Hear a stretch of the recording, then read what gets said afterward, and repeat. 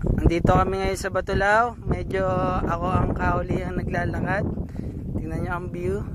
Yan. Masyadong maganda para tignan. Ayun sila. Medyo malayo na. Si Carlo. Kung makikita nyo, gatuldok na lang. Ito may kubo. Nakakapapa. Carlo, kaway! Yan, bangin po ang nilalakaran namin. Bangin. Tignan nyo po ang view. Ganda. Dito po sa gitna ng bundok may tindahan na natin.